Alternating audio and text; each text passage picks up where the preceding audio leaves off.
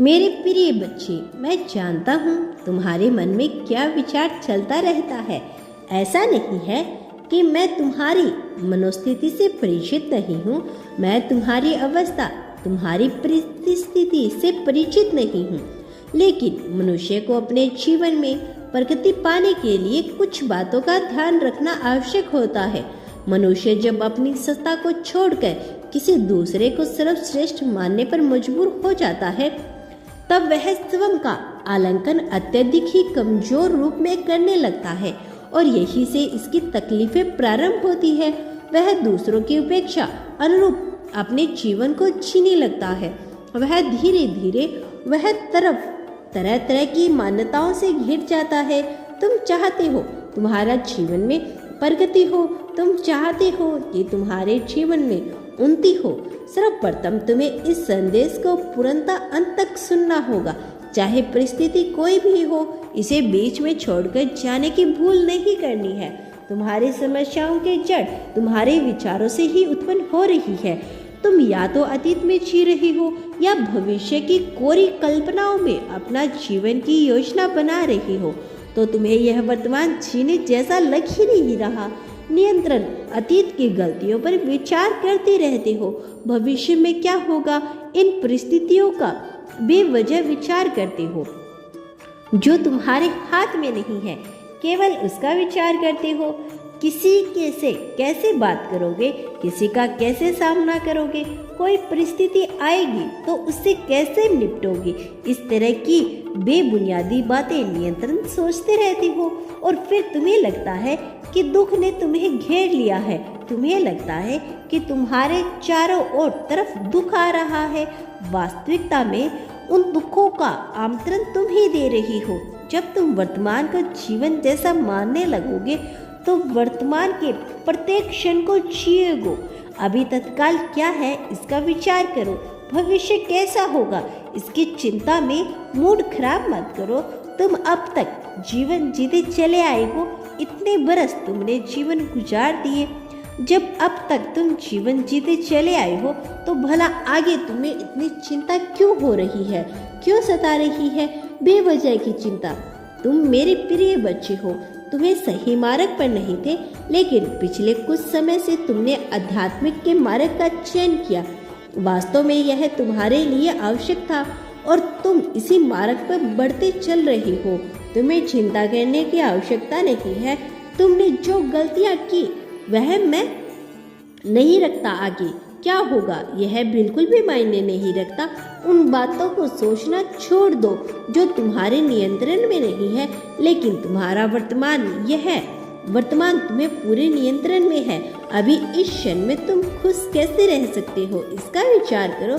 यह खुशी क्षण बातों से, क्षण चीजों से नहीं आती। क्षण थोड़ी प्रसन्नता के लिए ठीक है, परंतु वास्तव में खुशी तब मिलेगी जब तुम अपने जीवन को निश्चित अनिवार्य के साथ जियोगे, जिन बातों से तुम्हारा कोई लेना देना नहीं।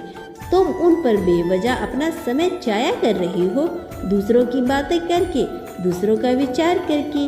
किसने क्या किया, किसने क्या नहीं कहा, इन सब बातों का विचार करके सड़क को नरक के आग में झोंक रही हो। मेरे प्यारे बच्चे, तुम्हें बेवजह की बातों में अपना दिमाग नहीं लगाना है। सही और गलत के फेरे में नहीं पड़ना है।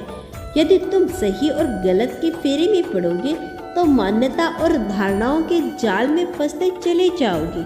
मेरे प्रिय बच्चे, इस संसार में सब कुछ इसी नियति द्वारा ही रचित है और नियति कुछ भी सही या गलत के आधार पर तय नहीं करती। मेरे प्रिय बच्चे, तुमने कभी यह प्रश्न नहीं किया होगा कि तुमने क्या पाप कर्म किए और क्या पुण्य कर्म किए। मैं इन सब बातों का हिसाब नहीं रखता। नियति कभी भी इसका हिसाब नहीं रखती। अतीत में तुमसे क्या भूल हुई है और भविष्य में तुम क्या बेहतर करोगी। मेरे बच्चे, तुम्हें इसका हिसाब नहीं रखना है। यह जीवन जो अब तक तुमने गवा दिया, इसका विचार ना करो, किंतु अब जो तुम्हारे पास जीवन बचा है, चाहे वह एक क्षण का हो, एक वर्ष का हो या कई वर्षों का हो, इसे पूरी समग्रता पूरी ईमानदारी के साथ जियो, बिना किसी को खुश किए, बिना किसी और के विचार किए। वह जो तुम्हारे आनंद के लिए हो। नियति तुमसे कभी यह नहीं पूछेगी कि तुमने अतीत में कौन सी गलती की, यह भी नहीं पूछेगी कि भविष्य में तुम क्या सोचते हो। नियति तो केवल एक बात जानती है, तुम्हें इस जीवन को भोग करने का अवसर मिला है। क्या तुमने पूरे आनंद के साथ इसका उपभोग किया? क्या बिना पछताए इसका उपभोग किया? यदि नियति द्वारा पतित इस जीवन का तुमने पूर्ण उपभोग पूरी संतरता, पूरी ईमानदारी के साथ नहीं किया तो सब कुछ व्यर्थ सा लगने लगेगा।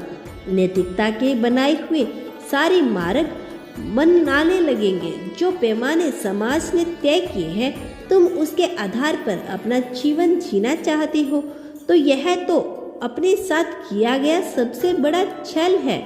मेरे बच्चे, जी अपने जीवन को ईमानदारी के साथ अपने अनुभव के आधार पर जीना प्रारंभ करो। मनुष्य जीवन में विभिन्न प्रकार की मान्यताएं प्रचलित है। कोई किसी के दिन बाल नहीं कटवाता, कोई किसी दिन स्वयं को स्वस्थ नहीं रखता, कोई किसी दिन कोई कार्य निश्चित तौर पर नहीं करता, तो कोई कुछ कार्य के लिए एकदम शुभ महसूस का प्रतीक्षा करता है, शुभ मुहूर्त की प्रतीक्षा करता रहता है।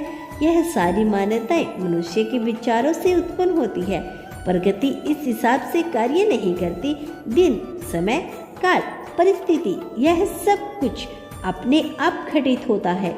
इस पर तुम्हारा वश नहीं है, इसीलिए इसका विचार करना पूरी तरह से बंद कर दो। क्या सही है, क्या गलत है, क्या खाना है, क्या नहीं खाना, क्या करना है, क्या नहीं करना, यह सारी बातें निरर्थक एंड व्यर्थ है। इनका तुम्हारे लिए कोई मूल्य नहीं है, इसीलिए इसमें अपना समय गंवाने से तुम्हें कोई लाभ नहीं होगा। अपने शरीर को, अपनी प्रकृति को, अपने जीवन को समझो।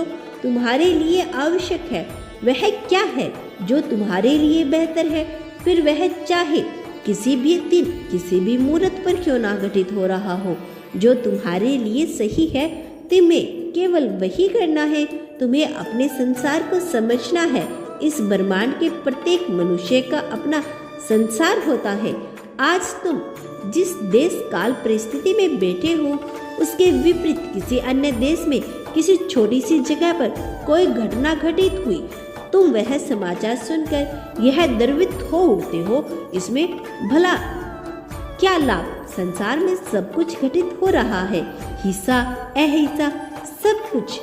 किंतु तुम्हें यदि अपने जीवन को बेहतर करना है तो वह करो जो तुम्हारे जीवन को, तुम्हारे अपने संसार को बेहतर बना सके।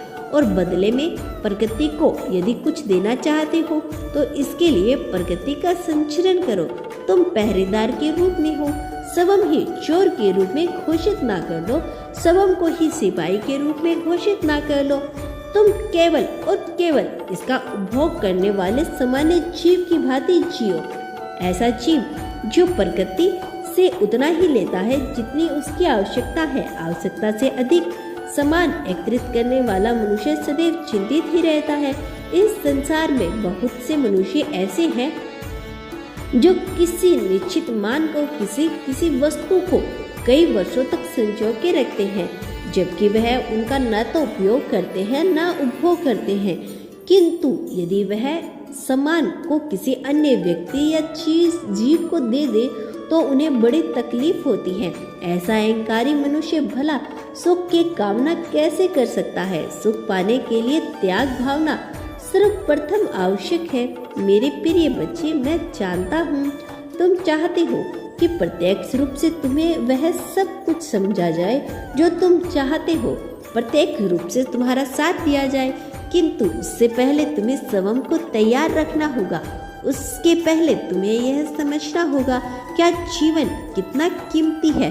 तुम्हें समझना होगा कि तुम व्यर्थ की चिंता पाल रहे हो, तुम बेवजह की बातों में उलझ रहे हो। तुम्हें धीरे धीरे उन बातों का त्याग करना होगा। जब तुम धीरे धीरे उन बातों का त्याग करोगे, तुम्हें सब कुछ स्पष्ट होता हुआ चला जाएगा।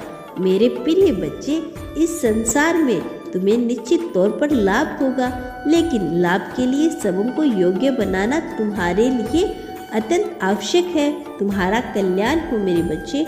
मेरा आशीर्वाद सदैव तुम्हारे साथ है। मैं जल्द लौटूंगी अपना अगला संदेश लेकर। मेरे आने वाले संदेश की प्रतीक्षा करना। क्या तुम आगे भी मेरे संदेश को सुनना चाहते हो तो धन्यवाद यूनिवर्स लिखकर इसकी पुष्टि कर देना। धन्यवाद यूनिवर्स।